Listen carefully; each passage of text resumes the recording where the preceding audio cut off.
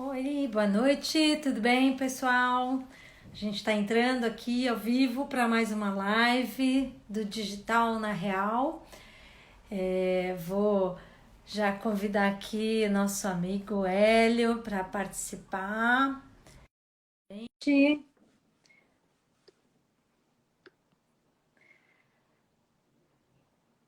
estamos conectando. Boa noite, Hélio. Boa noite, como vai você, Sandra?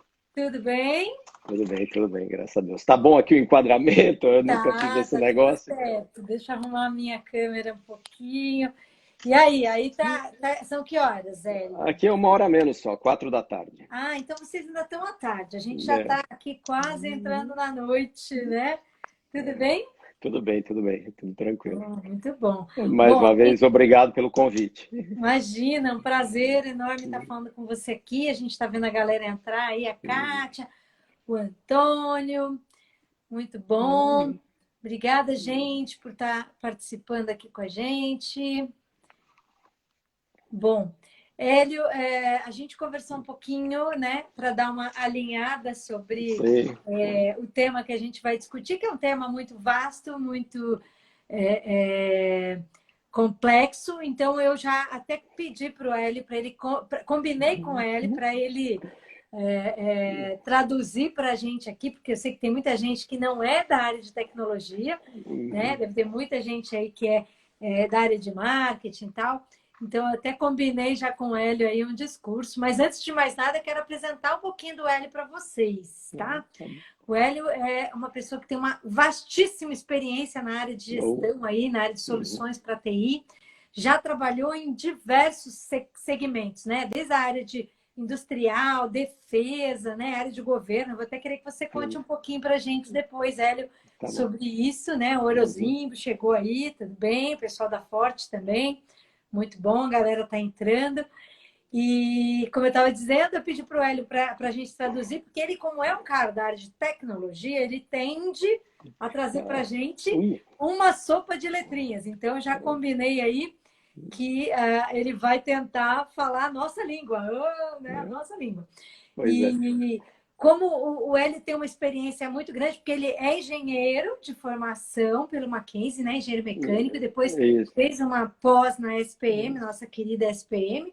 Então, isso já mostra um pouquinho dessa diferença de visão que ele tem, né? De um lado é engenheiro, que é bárbaro, porque você tem aquele know-how todo dos números que a gente necessita tanto, e que a gente conversou ontem na live Com o com o Rui? Rui Ribeiro, né? A gente falou tanto de Big Data, e hoje a gente vai praticamente continuar um pouco daquele assunto, porque o Hélio também vai abordar com um outro olhar, essa coisa dos dados, de onde eles vêm, para onde eles vão, como eles são captados, como eles são armazenados, né?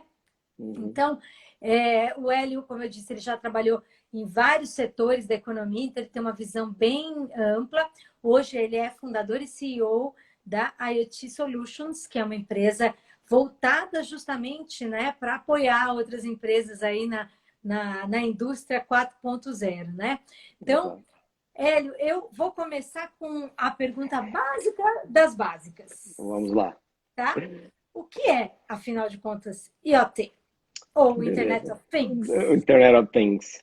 Interessante. Ontem, quando a gente conversou, eu falei para você que o termo Internet of Things tinha sido criado por volta de 2011. Aí eu fui fazer uma pesquisa e, na verdade, eu achei que não. Olha que interessante. Foi criado por um sujeito na Inglaterra chamado Kevin Ashton, em 1999.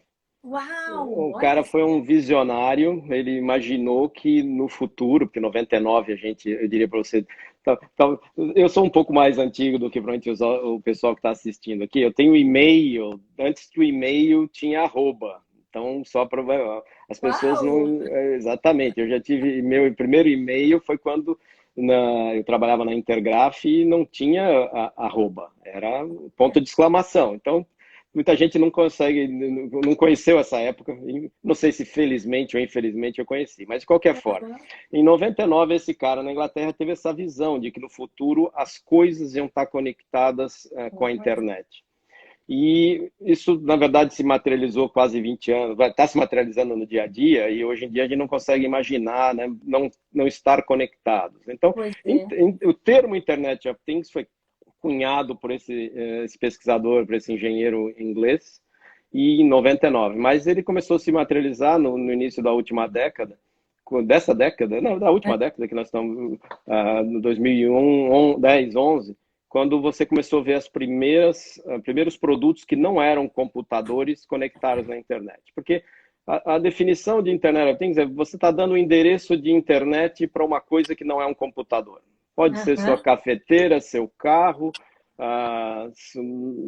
a campainha da sua casa, do que você está fazendo, né? Aquele ring que você que filma a chegada de um estranho, de um visitante. Então, você está dando um endereço de internet para coisas que não são primariamente computadores. Sim. E aí, é de onde veio o termo, e hoje fala-se que existem, sei lá, 4,5 bilhões de celulares, existem mais ou menos o mesmo número de computadores, e 20 bilhões de coisas, é a previsão desse ano, 2020, 20 bilhões de coisas conectadas na internet, que não são nem computadores nem celulares. Então, esse 20 foi bilhões? É isso mesmo bilhões, que eu ouvi? bilhões. Essa é uma estimativa bastante até conservadora. Chegou a falar que no 2020 seriam 50 bilhões, mas eu acho que não cresceu tão rápido. E aí a gente tem a internet das coisas, tem basicamente 3 linhas de atuação, o que a gente chama de cidades inteligentes, né, smart cities, produtos conectados, smart connected products, que eu mencionei já, cafeteira, garagem, portão de garagem, né, são coisas que estão mais próximas do consumidor, de ser internet, e IoT para consumer. E até aquele termostato, né, da casa. Exatamente. Até o robozinho lá, o aspirador de pó. O aspirador, também, né? Exatamente. Tudo isso hoje em dia, conectado. Tudo isso é IoT. Eu tenho um negócio daquele rodando aqui. Ele e o cachorro não se gostam muito, mas fazer o quê, né? Então, essa é a realidade. Então, e a terceira onda é onde nossa empresa é focada, que é Industrial IoT, aplicações de IoT para a indústria. Então, tem três grandes veias na internet das coisas. As cidades conectadas inteligentes, que aí trazem no bojo, num futuro muito breve, os carros autônomos. O Smart Connected Product, que o carro também mas vai ser, e alguns já são Smart Connected Products, alguns carros hoje já fazem atualização de software, interessante, né? É muito interessante. E claro, a nossa carreira, nosso trabalho, nossa equipe sempre focou na área industrial. Benefícios que a indústria pode ter usando informações de sensores e instrumentos que estão no chão de fábrica, que estão no campo, que estão em aplicações industriais. Então, Internet das Coisas, só para numa única, rápida definição, prover conectividade à internet a coisas que não são necessariamente um computador, que não são computador. Então, isso aí trouxe a necessidade que a indústria se adaptasse. Muitas empresas hoje têm programadores de software, coisa que elas nunca imaginaram ter, porque elas estão fazendo produtos mais inteligentes. Elas estão prestando serviços mais inteligentes com a informação que é obtida dos sensores. Ontem, o Rui fez excelentes comentários, eu tive a oportunidade de acompanhar a live, e ele realmente gera uma montanha de dados. Uma montanha o Big Data é uma montanha de dados que a gente nunca teve. E aí você tem uma série de maneiras de tratar esses dados para poder tirar a inteligência e melhorar o seu negócio, melhorar o seu produto. Não respondi a sua primeira pergunta? Não, respondeu, né? Você explicou muito bem o que é IoT, né? O Internet of Things. Então, para quem não está tão familiarizado com o termo, é muito legal saber que são as coisas conectadas à internet, né? Agora, fazendo um link, já que você falou do Rui, explica para a gente o que tem a ver, então, Big Data, que a gente conversou ontem, com o IoT, e depois a gente, então, entra nas definições de inteligência artificial, né? Perfeito. Não, veja, o Big Data é um conceito que vem antes, né, da popularização da internet das coisas. Já se fala de Big Data há muitos anos. Eu costumo dizer que o Big Data é informações que você possa obter sobre o seu produto, sobre o seu consumidor, sobre o seu mercado, E isso são gigabytes, terabytes de informação que você vai precisar tratar.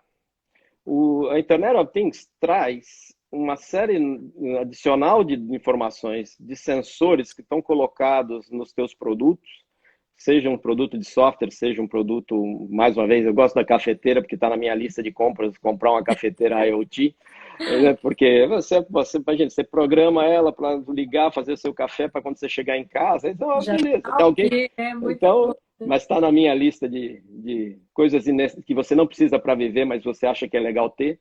É. Então, a ideia é que você possa, bom, voltando ao Big Data, você tem uma nova fonte de dados gigante. Você imagina que uma planta industrial tem centenas, milhares de sensores gerando dado em tempo real, e isso vai tudo para o Big Data. Esse dado é tratado.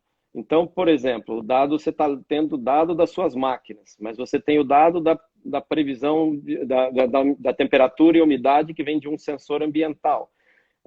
Alguns processos industriais, eles têm resultado diferente em função da umidade e da temperatura em que o produto é produzido. Desde um chocolate, por exemplo, provavelmente todos nós já abrimos um chocolate, você vê que ele está meio marrom claro. Aquilo lá é claramente um problema relacionado à temperatura ou umidade no dia que ele foi produzido. Ele deveria ter uma... Então, a gente conhece o resultado, mas não sabe de onde veio o problema. Por exemplo, naquele dia, aquele chocolate pode ter sido produzido num dia que tinha alta umidade, que mudou o comportamento da mistura, e aí deu um produto final diferente. Isso vale para chocolate, mas vale para plástico, e vale para outros produtos químicos também e farmacêuticos. Então, tem uma série de fatores.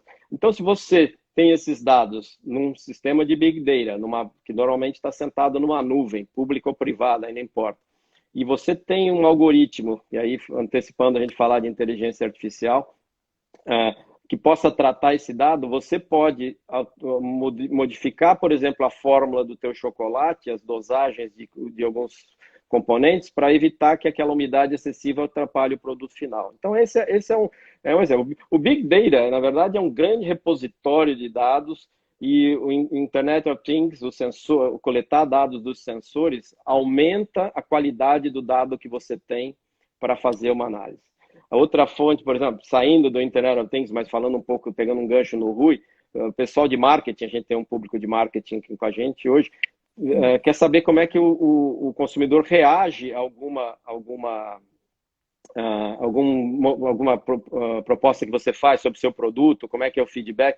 E essa informação vai tudo para essa base e você aí precisa de algoritmos para tratar esses dados, para poder transformar esse dado em informação em inteligência. Né? Então, essa é uma sequência. Internet of Things, eu costumo dar um exemplo muito interessante. Todos nós temos no nosso computador softwares da Microsoft, não quero pegar na Microsoft, pode ser qualquer fabricante, que tem centenas de comandos. Centenas. Que a gente nunca usa. Né? Hoje em dia, várias empresas, a gente não sabe disso, colocam dentro do software um agente que cada vez que você clica num comando, ele registra isso e uma vez por mês, por semana, dependendo da empresa, ela manda esses registros para o fabricante. Então, ele sabe que naquele editor de texto que tem 800 comandos, eu e você só usamos 25. Então, para que eles vão continuar fazendo um produto com 800 comandos se alguém só usa 25? Isso vale também para uma coisa muito simples que a gente tem em casa, um controle remoto. Os controles remotos no passado, quando há muito tempo atrás, eram muito simples. Aí depois eles complicaram violentamente. E hoje demais, né? Pois é, que ninguém use. Olha, nem eu sou engenheiro lê manual, nem isso a gente faz, entendeu? Nem engenheiro normalmente lê um manual do controle remoto, seja lá qual for o dispositivo. Hoje em dia está se tirando essas coisas, porque ninguém usa. A funcionalidade até está lá. Então, por exemplo, se eu sou um fabricante de software, por que eu quero essa informação? E essa é uma informação típica de IoT. Na verdade, é o software funcionando, né? Te mandando informação e você sabe que ninguém usa uma determinada funcionalidade. Por que você vai botar horas de engenharia para manter aquilo funcionando? Sim. Você entendeu? Então, esse é um caso que a gente não sabe, mas a gente ajuda, né, continuamente. Toda vez que você aceita as condições de um software, provavelmente ele está dizendo, olha, de vez em quando eu vou mandar seus dados secretos Para a nuvem lá. Para a nuvem lá, alguém vai tentar olhar. E imagina, eu peguei o exemplo da Microsoft, milhões de pessoas usando o Word e ela sabe que ninguém usa metade do Word, ninguém no planeta. Para que ela vai continuar com essas funcionalidades? Para que ela vai ter um grupo de programadores fazendo coisa que ninguém usa? E isso vale para produtos também. Sim, então, quer dizer, a gente pode dizer então que todo esse acúmulo de dados que a gente tem hoje, também, além de a gente utilizar para marketing, como a gente comentou ontem com a live do Rui, pode ser também utilizado para melhorar a experiência do usuário de várias formas, né? Não é só para marketing, obviamente. Né? Exatamente. Muito legal, muito legal. E aí, quando a gente falou, então, a gente falou ontem de Big Data, hoje a gente está falando um pouco desses equipamentos todos conectados, né? Como que eles funcionam. Então, dá um pouco mais de panorama para a gente, então, de como que isso tudo se conecta aí com o mundo da inteligência artificial, que hoje tanto se fala e pouco se explica, né? Porque a gente conhece vários termos aí de machine learning, etc. Como é que isso tudo se conecta, Hélio? Você que é um mestre no assunto. Não, eu agradeço a deferência, mas não. Você pode falar que o Rui é professor, eu não. Eu só estou na indústria. Na verdade, já tive vários projetos bem-sucedidos, poucos mal-sucedidos, mas alguns. Então a gente aprende, né, às vezes tomando burdoada. Mas 30 anos de experiência tem que servir para alguma coisa, né? Sem dúvida, sem dúvida. Mas então, vamos lá. O fato é o seguinte: o ser humano ele não tem uma capacidade natural de trabalhar com grandes volumes de dados. Ele não tem essa perspectiva. Se você olhar planilhas gigantes, bases de dados gigantes, né? Porque pegando uma carona no Rui, você está falando de dados estruturados e dados não estruturados, né? Então, você tem um volume de informações muito grande. Aí, quando se fala de inteligência artificial, né? Para quem assistiu aquele filme 2001, o Odisseia no Espaço, né? 1969, é aquilo, a gente está vendo isso hoje. Você fala com a Alexa, você fala com o Siri, né? Na verdade, aquele filme que foi lançado em 1969 previu o que a gente já está vivendo, claro que no ambiente espacial, né? Mas, de qualquer forma, a evolução, né? Machine learning é inteligência artificial no sentido de que ele vai analisar dados, né? Você ensina, por exemplo, você pode ensinar machine learning, vamos lá. Machine learning é uma aprendizagem de máquina. Você ensina o algoritmo, você cria algoritmos que vão filtrar os dados e vão tentar determinar comportamentos. Pode ser do consumidor em marketing, pode ser de uma máquina, pode ser do seu celular, porque nossos dados celulares estão sempre sendo alimentados em algum lugar. Então, mas o machine learning, então, ele aprende como é que aqueles dados são... ele classifica, ele filtra e tenta ver o que é ruído, o que é relevante e o que não é relevante, ok? Então, mas nesse momento, o machine learning é uma ferramenta. Todo algoritmo de inteligência artificial tem a base estruturada no machine learning, porque você não pode colocar toda a informação para analisar. Pode, mas ninguém faz, porque é muito lixo. Você quer agilidade. Voltando ao Rui ontem, ele falou, você quer saber se a empresa está avançada? Não, pergunta, como é que está a sua produção hoje? E o cara não consegue responder, não sei se você lembra dessa pergunta. Na quarta-feira, alguém... já não é grande coisa, né? O guru do Excel vai me dar o relatório depois, quer dizer, né? Então você não pode, então essas coisas têm que ser filtradas. No caso imagina um carro autônomo, né, discutindo rapidamente, o carro autônomo tem que fazer tomada de decisões em milissegundos, né? Da mesma forma que um humano faz. Ele não pode pensar, transformar isso num arquivo Excel, mandar para um lugar. Já bateu, o carro já atropelou alguém, já sofreu um acidente. Né? Então, isso tem que ser feito muito rápido. Mas, de qualquer forma, machine learning foi o primeiro passo na área de inteligência artificial. Inteligência artificial, primeiro você classifica os dados, você faz a análise dos dados, depois você usa os dados para fazer uma prescrição. O que eu poderia fazer melhor? Entendeu? Então, isso é a maioria dos algoritmos hoje de inteligência artificial estão nessa parte prescritiva. Ele faz a preditiva, né? Analisando os dados, ele imagina que o seu carro, com essa quilometragem, com esse uso, deve ter uma falha, então é uma prescrição, está fazendo uma previsão de que você vai ter, né, uma predição de que você talvez tenha um problema. Agora, Uhum. a prescrição é um passo à frente. Ela diz para você, o algoritmo diz para você, faça isso, senão você pode ter um problema. Sim. Então, voltando a uma das soluções que a gente trabalha, eles têm um algoritmo que consegue ver o futuro. É o algoritmo Mãe de Ná. Ele Mãe de prevê, Ná. ele consegue prever, dependendo do processo, depois que ele aprender como é que você faz o seu produto. E aí, com retroalimentação do teu pessoal de fábrica, que é da onde muita inteligência está, né? Por que que as empresas estão trazendo de volta pessoas que se aposentam? Porque tem muita inteligência na cabeça deles que não foi colocada dentro dos processos existentes. Que legal, Então, né? então, isso é muito legal. Eu acho que isso está acontecendo aqui nos Estados Unidos, eu sei que está acontecendo no Brasil, trazer, né, pessoas Bacana. que se aposentaram, que muito conhecimento vai embora com eles. Mas o que acontece? O algoritmo, então, aprende como é que você produz seu produto e diz, olha, se você continuar nessas condições, daqui a 5 minutos no futuro, você vai ter um problema de produção. Você vai ter um Uhum. produto... Então, esse é um... Esse é o É lado um preditivo, né? preditivo, ele está prevendo para você. Agora, a sequência é você liberar ou não, aí depende da sua fábrica, das suas máquinas, do seu equipamento, você dizer para ele, ok, você está me sugerindo isso, agora vai lá e aciona a máquina, muda esses parâmetros, muda, então, que é o fechamento do ciclo, né? Você Sim, tem, ele é um processo, como processo de pensamento humano, a gente faz, a gente é cíclico, né? Você tem sim. começo, meio e fim. Então, a diferença é que a gente não tem capacidade de trabalhar com volume de dados Tão que os grande. algoritmos podem trabalhar, com terabytes de dados. Né? Gigas Uhum. é brincadeira, né? Então, terabytes de dados. Então, você consegue ter um apoio, né? Para tomar decisões, não apoio para tomar decisões. Então, os algoritmos são softwares, né? Basicamente são softwares que trabalham com volume de dados muito grande, que tem a capacidade de filtrar o que é ruído e definir o que é importante, quais são os parâmetros importantes para uma cidade, por exemplo, você pode ter um sistema de inteligência artificial controlando os semáforos Sim. de uma cidade. Por quê? Porque ele sabe, de acordo com as informações de trânsito, de sensores que estão distribuídos, sensores IoT que estão no piso, que estão nos semáforos, que estão eventualmente no celular das pessoas, né? Existe até, a gente usa muito aí no Brasil o Waze, né? Aquilo é Uhum. muita gente, muita informação, é um grande big data de Sim, de informações de trânsito, é. trânsito que te diz o melhor caminho. Né?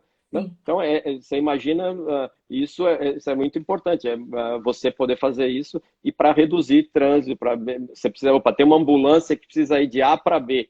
Então, eu Uhum. consigo liberar com o sistema de tráfego todos os semáforos para garantir que a ambulância chegue o mais rápido do hospital até a casa da pessoa que chamou. Então, tem uma série de aplicações hoje já sendo feitas em vários países que o que elas têm por trás é um algoritmo de inteligência artificial que recebe dados de sensores através do IoT e Sim. mastiga tudo isso em tempo real. Essa é, né, aqui, voltando ao Rui, eu acho que ele foi muito feliz em vários comentários que ele fez. Foi muito boa a live, mas ele fez alguns comentários que eu espero tenha ficado na cabeça do pessoal. É já, não é para daqui a uma semana. É, não Então, adianta, né? não adianta. Então, Daqui uma semana a Inês é morta, como beleza, diria o amor. A poeta. ambulância não chega no ponto de salvar a pessoa, o chocolate ficou branco, entendeu? O plástico saiu errado, todo. Então, ah, essa é um desafio contínuo. Então, a É. tecnologia está aí. Então, os algoritmos, veja, por exemplo, eu dou um exemplo, algoritmos de reconhecimento de imagem, né? Você não precisa ensinar, uma criança de 2 anos sabe o que é um gato, ela sabe o que é um cachorro. O algoritmo precisa ser ensinado. Você precisa botar inúmeras fotos de um gato em várias posições, várias cores, várias raças, porque ele precisa ser ensinado. Então, para que quando ele veja aquela imagem, ele reconheça como um gato. Sim. É diferente, por exemplo, do algoritmo de reconhecimento facial, que é muito usado em coisas de polícia, aeroportos e tal, que ele faz medição do rosto da pessoa. Cada pessoa tem um rosto, é que nem uma impressão digital, cada pessoa é diferente pelas medições do rosto. Não é imagem. A pessoa fala, reconhece a imagem. Não, não é a imagem. Não é isso. Não é a imagem. É é um cálculo matemático a hora que o cara tira a primeira foto sua, ele tira várias dimensões, não existem duas pessoas iguais, como não existem duas pessoas com a mesma. Então mas são todos algoritmos, mas ele tem que identificar isso, né? Você vê, às vezes, quando identificaram um sujeito, eu lembro aqui que teve aqui nos Estados Unidos, não sei se chegou no Brasil, mas teve um sujeito assassino vestido de mulher, o cara é um homem vestido de mulher para se disfarçar numa manifestação aqui nos Estados Unidos. Ele foi preso, porque o algoritmo de reconhecimento medindo a face dele falou, esse cara é o procurado. É o fulano. É o fulano. Então, isso são todos algoritmos de inteligência artificial que já estão por aí. Já estão por aí. Agora, deixa eu te perguntar uma coisinha que o pessoal já perguntou aqui. Tanto o pessoal da Cidade Forte como o Antônio Savino perguntaram como que seria o processo para uma empresa começar a ter, a utilizar ou a desenvolver, né? Por onde começa? Hélio, dá uma pista para a galera assim, de como é que começa. E a outra pergunta que duas pessoas já fizeram é como é que o Brasil está com relação ao mundo aí nessa questão de uso, né, de IoT e inteligência artificial também. Tá bom. Bom, eu vou, na verdade, como eu disse, eu participei de alguns projetos meio esquisitos que não deram certo, então eu já posso dizer o que não fazer. Que ótimo, isso a gente adora. Não faça nenhum projeto caseiro, entendeu? Eu vou comprar um computadorzinho, um Arduino, um Raspberry Pi, vou escrever um código aqui em casa e vou fazer. Eu tive um pouco mais de um ano atrás numa empresa em Minnesota, não vou falar o nome dela por motivos profissionais, ela investiu, eu me reuni com o CEO, ele investiu $1 milhão durante um ano para tentar fazer os produtos dele ser, né, Smart Connected. E foi por esse caminho, de fazer um piloto caseiro, de contratar pessoas, estudante. Né? Ele gastou $1 milhão, um ano depois ele tinha um protótipo e não conseguia escalar. Ele tem 30 mil produtos no mundo. Então, eu acho que a gente já passou disso. Até eu tenho isso na minha apresentação corporativa, eu falo, evite os projetos de hobby. Dá para fazer um monte de coisa. Eu conheço um rapaz, um amigo aí no Brasil, que fez um sistema de irrigação das plantas da mãe dele, IoT. Legal, mas é um hobby, não é, você não transforma isso num produto. Você entendeu? Interessante. Então, by the way, já existe isso. Né? Então, de qualquer forma. Está reinventando a roda. Reinventando a roda. Então, nada de novo. Eu diria para você que eu evitaria. Hoje existe um que a gente chama de technology stack, vários níveis de tecnologia que você tem que pensar para ter uma solução de IoT, inteligência artificial. A maioria delas já está disponível, já são comerciais, em custo acessível.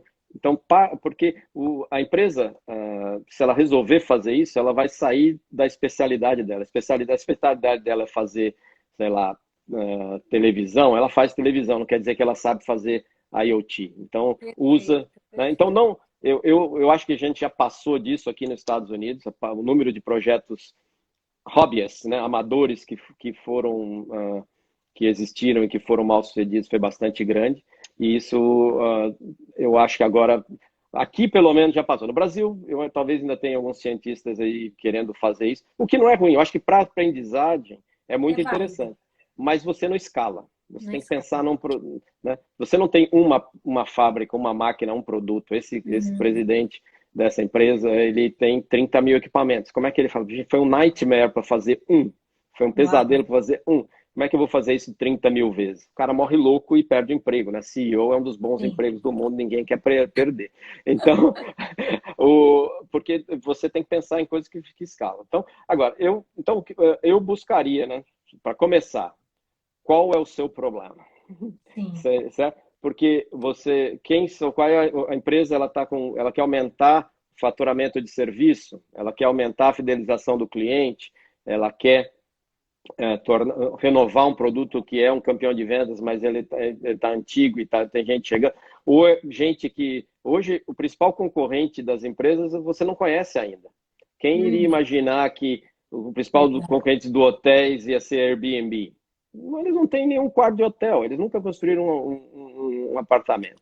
Então, quem imaginar que o maior concorrente do sistema de transporte ia ser o Uber, né? Então, as empresas hoje, a disrupção está vindo de fora. Então, é melhor você, voltando, lendo do passado, quem tinha os Walkman, lembra disso? Não? Meu Deus do céu. Então, tem um pessoal que aí na live que não sabe o que é isso. Mas a Sony tinha essa política de ela canibalizar ela mesma, para evitar que o concorrente canibalizasse. Então, a Sony inventou essa metodologia há muitos anos atrás, eu acho que a gente tem que voltar um pouco a isso. As empresas têm que pensar que o concorrente dela hoje vai vir provavelmente de fora. Quem iria imaginar que, por exemplo, Tesla ia aparecer e desenvolver e ser a número 1 do mercado de carros elétricos? E que a Google e que a própria Uber fossem fazer carros autônomos. Então, e que a Tesla ia fazer, além de carro, um foguete. Foguete, né? Exatamente. Para que os americanos não paguem mais para a Rússia. Então, pois imagina, quem ia pensar, é isso mesmo. Então, as empresas, eu diria para você, olhe o seu negócio, né, veja o que você... Porque o seu negócio tem que ser reinventado, é aquela digital transformation, né? E digital transformation não significa você transformar o seu produto, botar um IP address nele que ele virou... Não.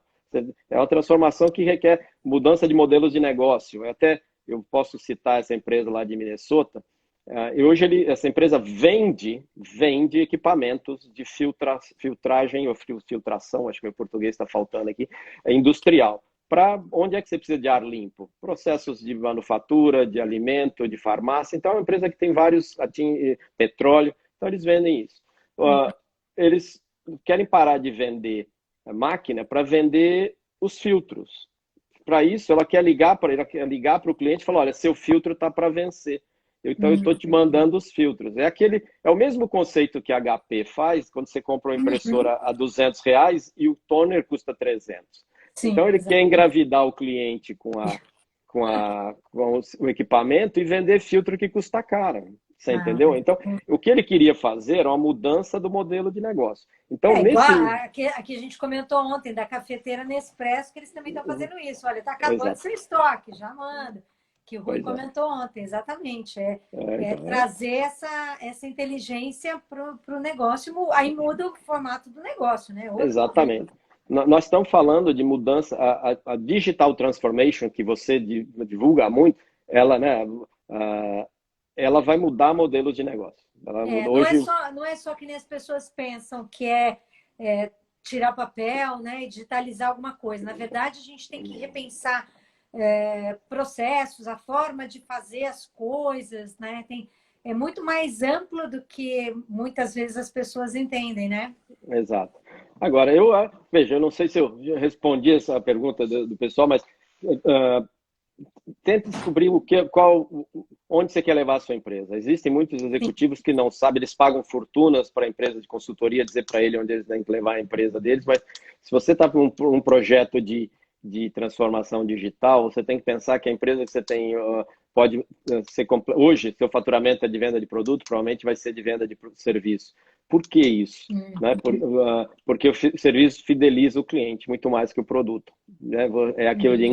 Né? Tem um livro que eu li aqui em inglês, The Good to Great, mas eu sei que ele já foi traduzido para o Brasil, para português.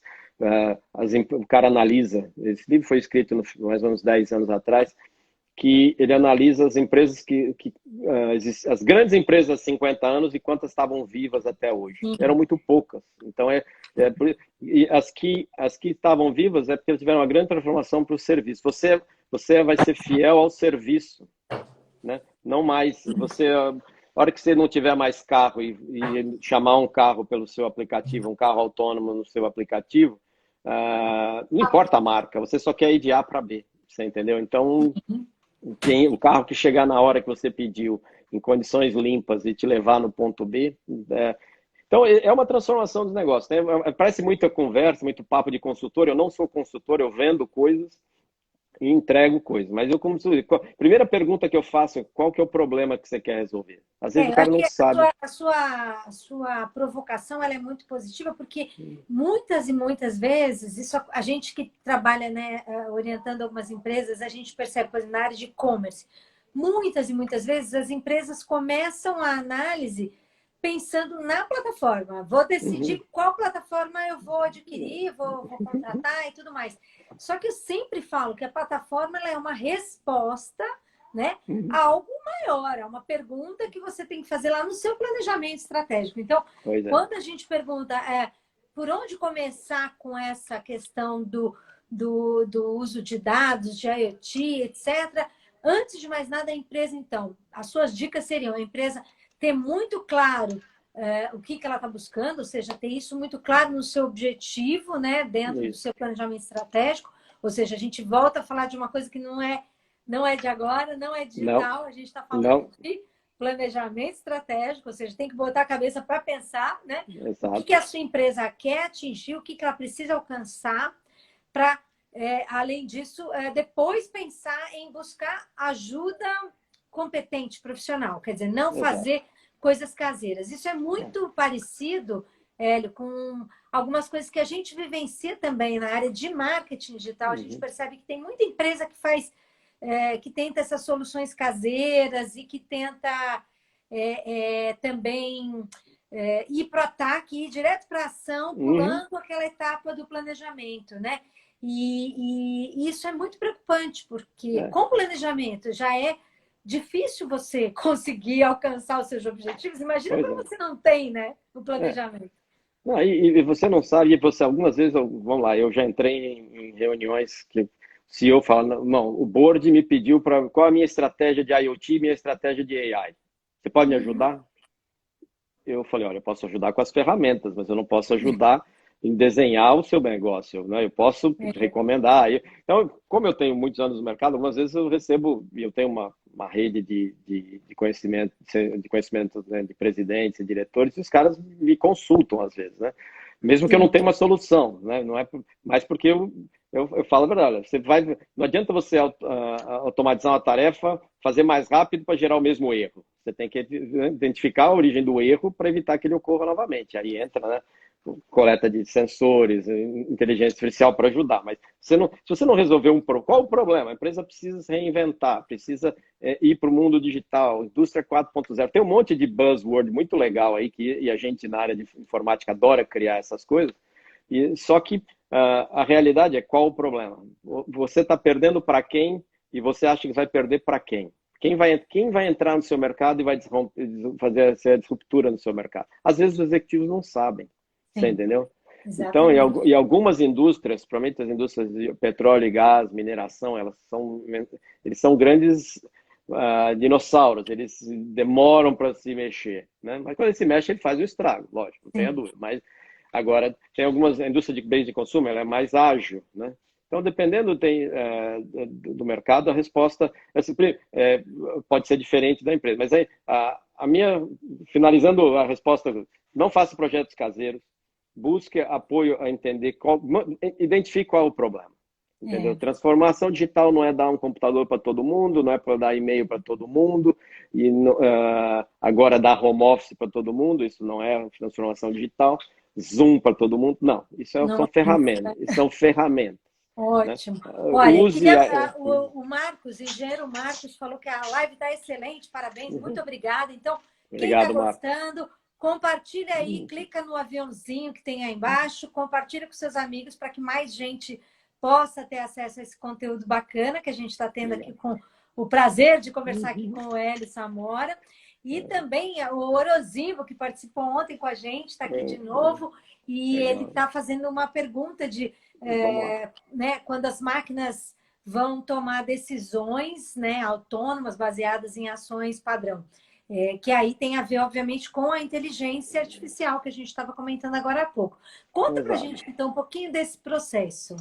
Então, eu diria que em algumas tarefas a inteligência já está tomando.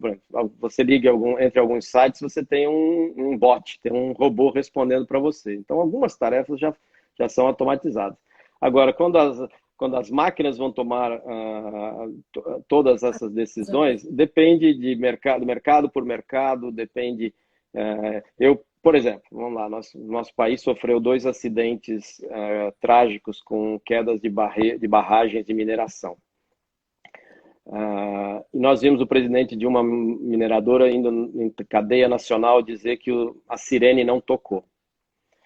A sirene não tocou porque a legislação brasileira, nesse caso em particular, não quero falar sobre o caso em particular, mas só pelo evento da sirene, a legislação brasileira não exige isso.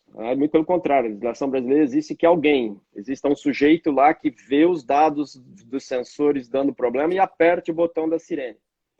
Ainda que hoje já exista tecnologia que pode, analisando os sensores, analisando em tempo real movimentação superficial, subsuperficial, existem sensores que estão enterrados nas barragens, dezenas, centenas, dependendo do lugar, e os sensores vão dizer, vai cair.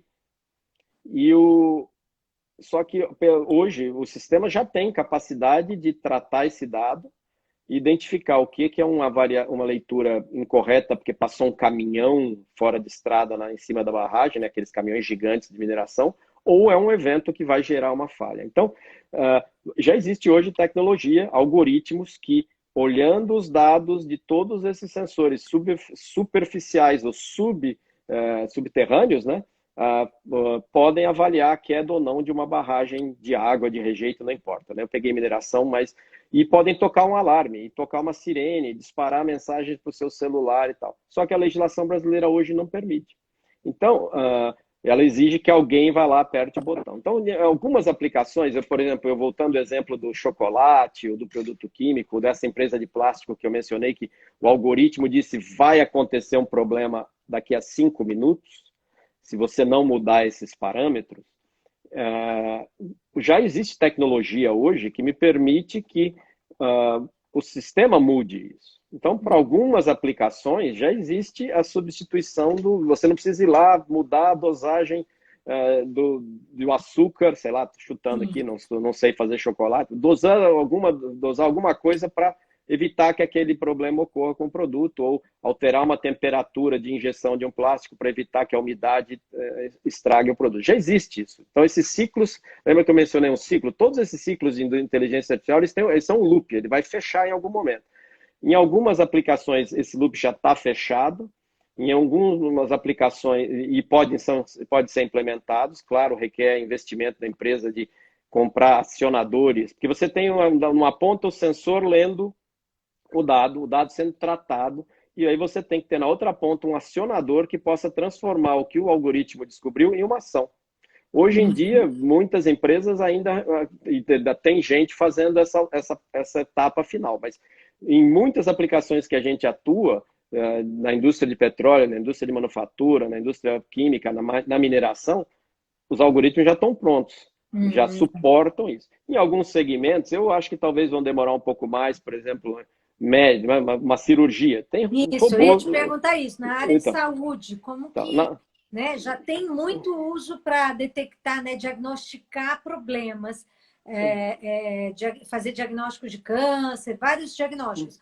Mas ainda a gente sempre vê que ainda tem um acompanhamento médico e tudo mais, né? E mesmo o uso de equipamentos para fazer cirurgias à distância, você sempre tem ainda um acompanhamento, né? Exatamente. Veja, o computador hoje já faz cirurgia remota em vários lugares, inclusive no Brasil, e talvez seja a solução para chegar medicina de primeiro mundo em países de terceiro e quarto mundo, né? Você ter essas salas, você não vai voar um renomado cirurgião um neurocirurgião para um lugar na África, o cara opera sentado em Nova York. Estou dando um exemplo. Mas desde que, claro, tem uma sala preparada para isso lá. Mas tem algumas decisões que o computador vai tomar e outras que ainda você quer que o cirurgião tome. Né? Então, existe. Da mesma forma, se eu pegar os carros autônomos, todo carro autônomo vai ter um override, vai ter a possibilidade de alguém falar, opa, pera lá, vou tomar controle disso e saber o que... porque tem risco alguma coisa. Então, o computador vai tomar cada vez mais decisões. Em algumas áreas, a tecnologia já está pronta para deixar que eles façam. Outras requerem um investimento na fase de retorno da informação levantada para que ela possa ser executada. E em algumas eu acho que vai demorar muitos e muitos anos para que a gente fique confortável, para que o computador e o algoritmo tome a decisão para a gente. Então, tem níveis de maturidade distintos, né? Eu acho que é isso que a Uma gente vez, pode dizer. uma palestra que eu estava debatendo com um outro professor do mercado, ele estava falando, a gente vai ter que ter bastante confiança para a hora que um robô vier fazer uma cirurgia nos nossos olhos, por exemplo, É, né? pois Dá um é, pouco de medo. A dá medo. Luciana perguntou aqui sobre o uso de IoT na agricultura. Você tem algum case?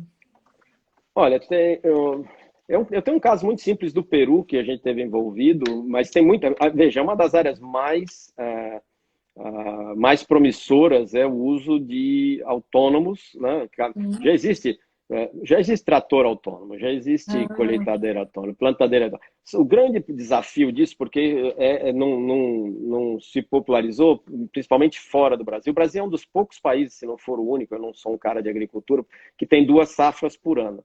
Os Estados uhum. Unidos ele só tem 1 safra por ano na maioria das culturas. É difícil você convencer um fazendeiro a comprar um trator autônomo que vai usar durante um mês e meio da colheita, e depois ele vai ficar parado lá o resto do ano. Então, o modelo de negócio de autônomos para a agricultura ainda não está definido. Uhum. A tecnologia já existe. Eu já estive em uma fazenda em que a gente testou caminhões, tratores autônomos. Aliás, até um Uhum. vídeo eu posso mandar depois. De qualquer forma. Agora, depois, voltando à agricultura, o caso que a gente tem era uma fazenda de cana no Peru, que tem um ciclo de chuva muito complexo. Então, a fazenda não tem muita água, o proprietário teve que fazer vários poços artesianos que são controlados com sensores IoT, que tem medidores de umidade distribuídos na plantação, enterrados, fisicamente enterrados, que, medindo a umidade do solo, ele liga ou desliga os poços. Eu tive envolvido nesse projeto, é um projeto que usa a tecnologia de uma das empresas que a gente distribui sua solução. Então, é uma Uhum. aplicação de IoT Sim. para agricultura, para garantir que você tenha a irrigação num lugar onde... Acho que o Hélio travou um pouquinho. Hélio, você está aí? Acho que deu uma travadinha na internet do Hélio, gente. Vamos esperar um segundinho para ver se ele retorna. Vocês estão gostando? Vamos lá, respondam então, aproveitando que o Hélio tá congelado. Sim, ótimo. Vamos ver se o Hélio retorna aqui para gente. Só um segundinho.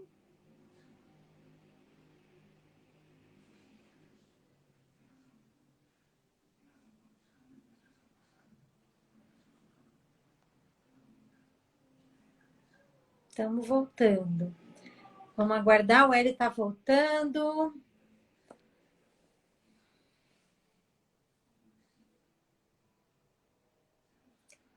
Acho que o Hélio está com problemas lá na sua internet. Oi, Não, Hélio, voltou! eu troquei de celular. O celular, minha bateria apagou. Ah, então foi Apagou. isso. Troquei o celular. Achamos que era a sua internet que tinha Não, não foi. Sinto muito, sinto problema. muito.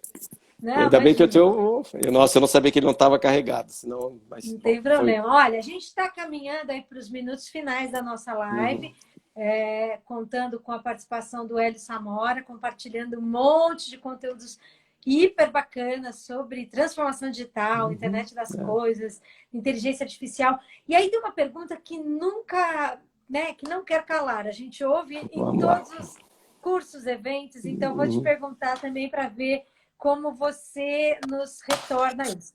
Muita gente pergunta, então quer dizer que com tudo isso que está acontecendo, os robôs vão tomar o nosso lugar, nós vamos perder o emprego, os robôs vão nos substituir. Como é que você vê esse tema tão polêmico, Hélio? Olha, eu me formei engenheiro e eu entrei na engenharia quando o Brasil estava vendo uma crise muito grande, 81, 82. Eu falava, nossa, engenharia, você não vai dirigir um táxi na época.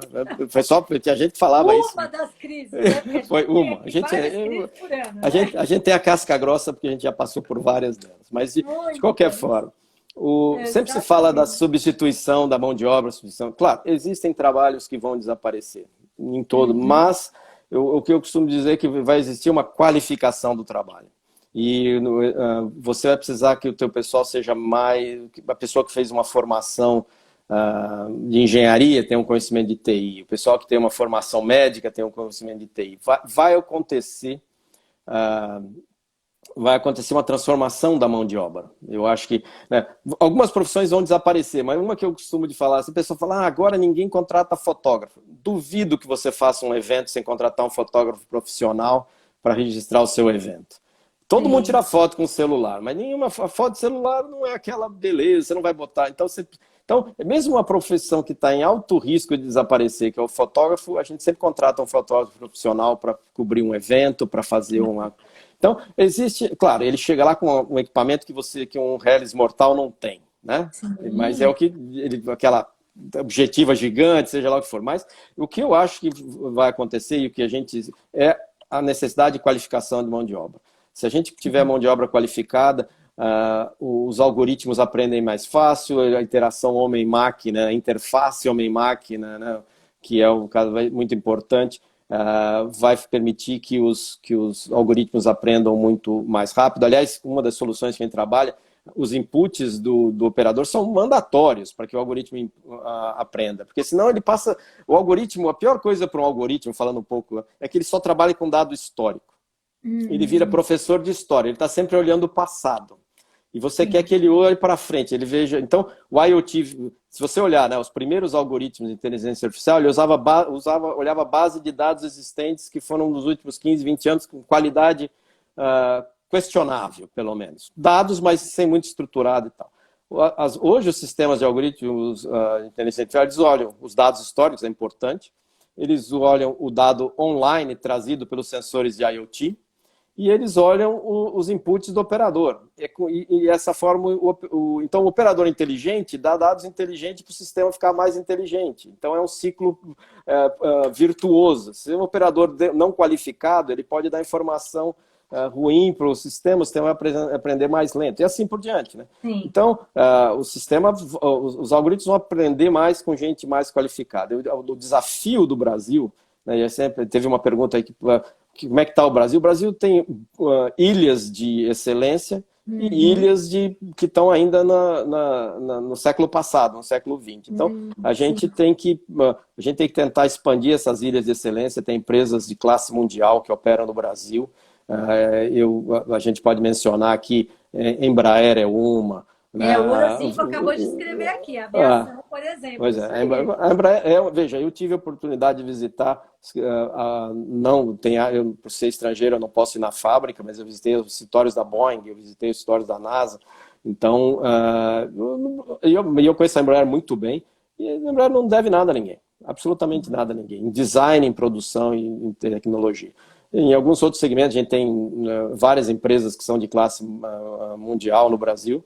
Agora, essas tem que sair, são bolhas, a gente tem que tirar, a gente tem que formar a mão de obra. O desafio do Brasil está na educação.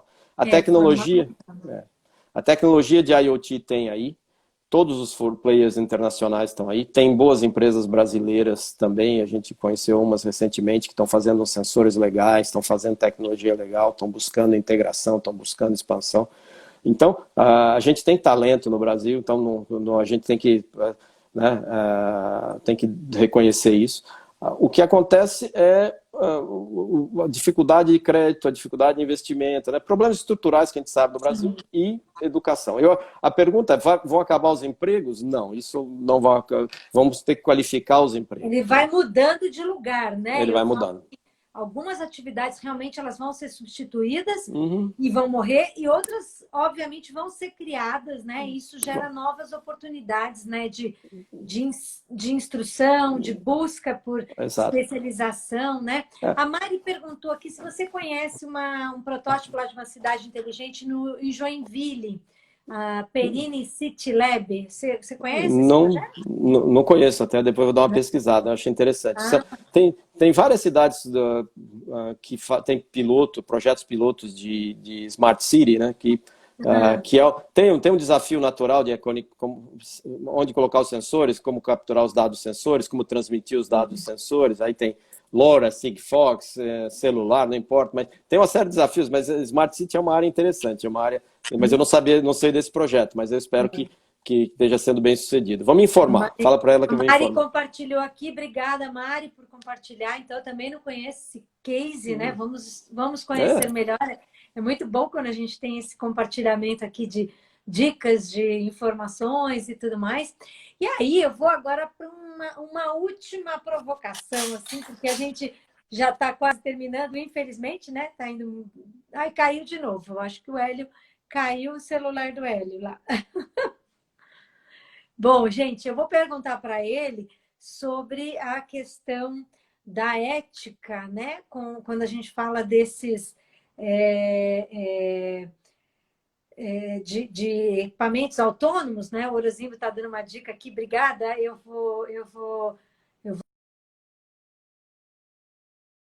Curtiram bastante, né? E ele está voltando aqui. E a questão da ética, né, para tomada de decisão, quando a gente fala de um carro autônomo, por exemplo, para a tomada de decisão tem uma questão ética, né? Atropelo um cachorro ou atropelo uma senhorinha, que é o dilema aí que todo mundo trabalha, o dilema do bonde que a gente fala. Então, o Hélio deve estar voltando. Queria ouvir essa última, essa última análise dele, né? E eu agradeço já de todos aí que estão se manifestando, dizendo que a live está excelente. Eu agradeço a participação de todos. Aí a gente fica com a dívida com vocês, né? De trazer o Hélio de novo, porque se mais gente tem esse interesse nesses temas, e o Hélio é uma pessoa que tem muito aí para compartilhar, a gente traz de volta, a gente combina. Semana que vem a gente já tem algumas lives programadas, eu vou divulgar para vocês. E aí, depois, na outra, a gente procura trazer o Hélio de volta. Eu acho que ele realmente teve algum problema de conexão. Vamos só aguardar mais um tiquinho para ver se ele volta, senão a gente encerra com essa promessa aí de trazer o Hélio de volta para compartilhar, porque foi uma verdadeira aula, né? A gente, quando conversa com gente boa, assim, inteligente, só agrega, né? Só soma para o conhecimento de todo mundo, né? Eu acho que realmente ele caiu e não vai voltar, gente. Então, eu agradeço mais uma vez a vocês todos. Depois eu vou agradecer aí pelo Hélio, por ele ter participado aqui com a gente, tá? Agradeço vocês todos e espero vocês na próxima, tá bom? Prometo que a gente volta aí com conteúdo muito bacana, tá bom? Um beijo para todo mundo, gente. Tchau, tchau.